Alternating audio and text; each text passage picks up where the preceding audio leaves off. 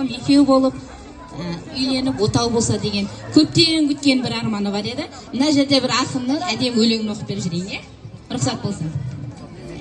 Бір тойым болатыны сөзсіз менің, дәл қай күні екенін айта алмаймын. Бірақ ешкімді де билетпей қайтармаймын. Онда ортаға тасталар оран сондай, қайта алмайды қартыңда бір ән салмай.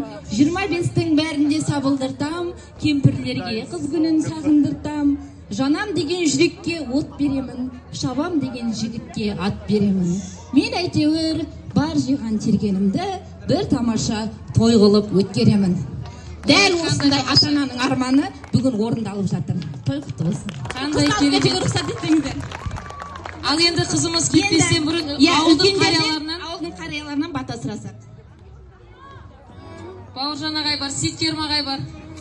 Құтты баспаймыз, қыздың ақ жолын баспаймыз.